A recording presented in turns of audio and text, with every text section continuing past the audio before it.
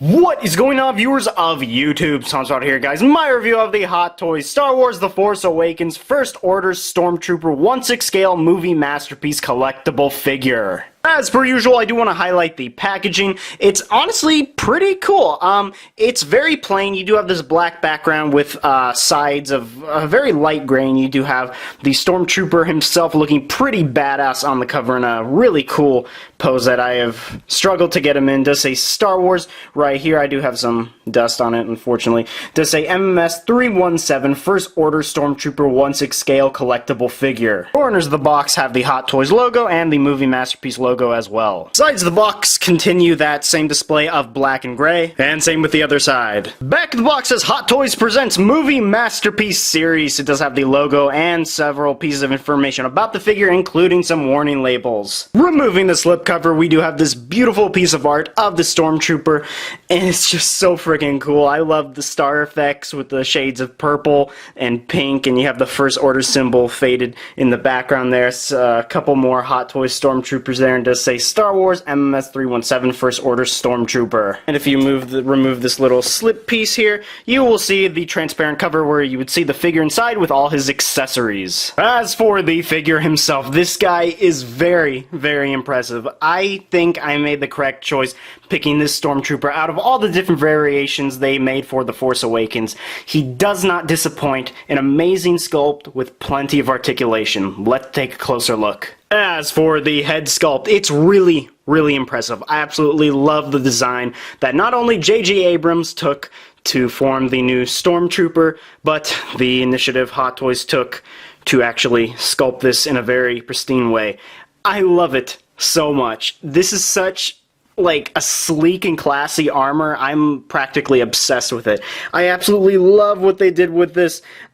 Just all the amount of detail they put in the cheekbones here. It looks like styrofoam. The glossy black they used for the visor, and just below the visor here as well. The sides of the helmet of all these different buttons and indents and stuff. And I just love the look, how it's just so smooth and everything.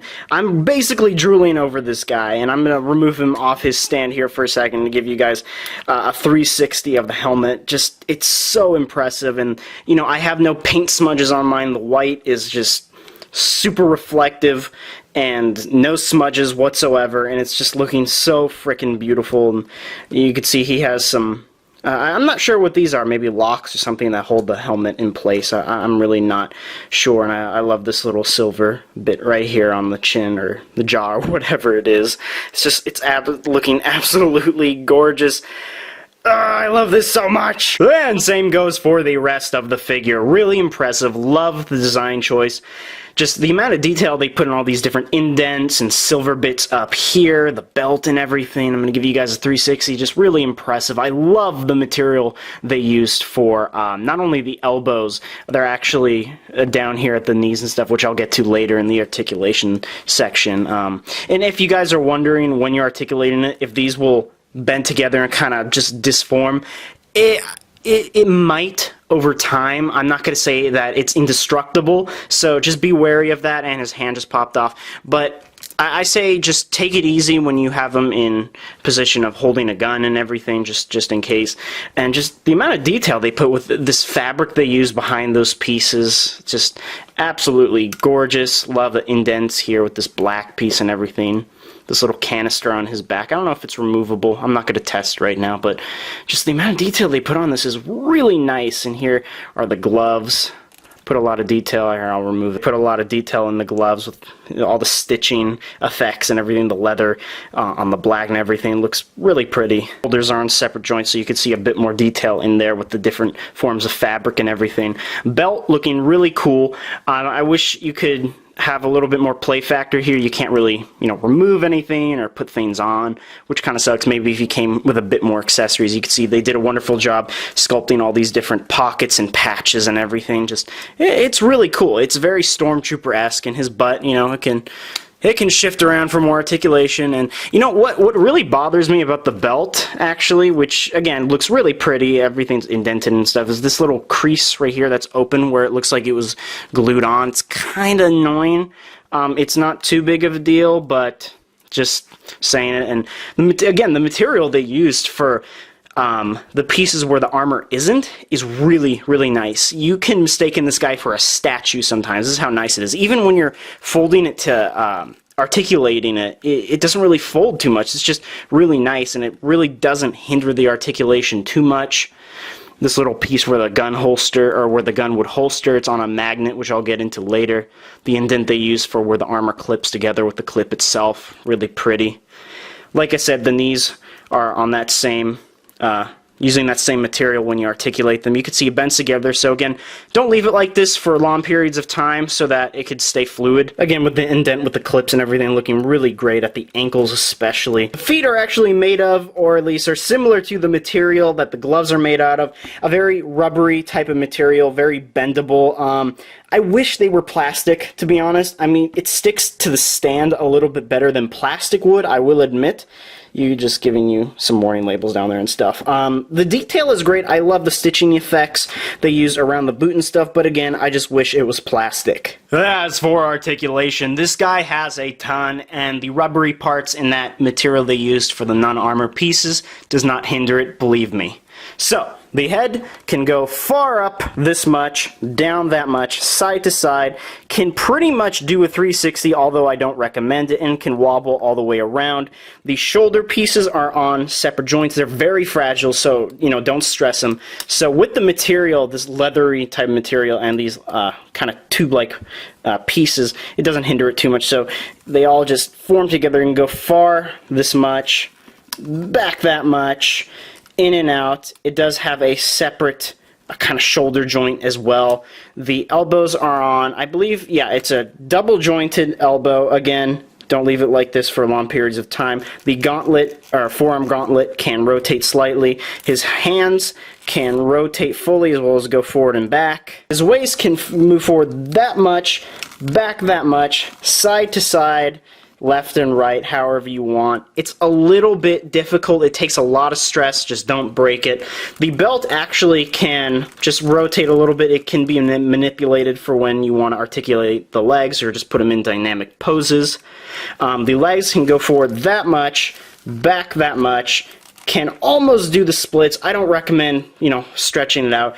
Has that thigh rotation, 2 joints at the knee. Again, I don't recommend leaving it like that for long periods of time. These calf armor pieces can rotate slightly. The feet, again, bendable, so he can go forward that much, back that much, and he of course does have ankle pivot as well as a slight toe articulation. But as for size, the Hot Toys Stormtrooper stands at about 12 inches tall. You'll notice right now he's a little bit shorter than the standard Iron Man Hot Toys figure. That's because I do have the Mark IV Iron Man on a little bit of a stand, so without the stand they'd be the same height. Here he is next to the 3-0 Walter White. Walter White's actually a little bit taller, even without the hat, so a little bit weird. And here he is next to my alpaca. As for accessories, the Stormtrooper comes with this really cool, yet plain stand.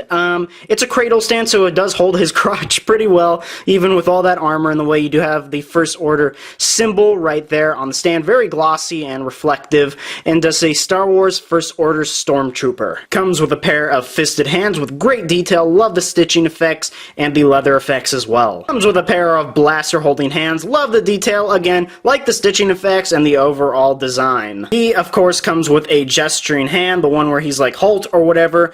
This could be used for a lot of different things. I like the padding effects and everything on it, and it's just, I kind of wish it came for the right arm as well. This is only for the left, which is kind of a bummer, but that's what you get. And he comes packaged, attached to his regular relaxed hands. As for weapons, he comes with a really nicely detailed blaster pistol. I'm not familiar with the correct name or the specific name for any of these, because I'm not, like, a crazy Star Wars fan, but people who are, tell me the names of these. I do love the effect of detail and everything on this. I love everything about this. It's so cool. I didn't expect there to be so much detail with all these different silver bits on the grip, and the black they use is glossy and everything. It's just a lot of detail for a tiny accessory. But of course, this would not be a Stormtrooper figure if he didn't come with his signature blaster rifle. This thing is amazing.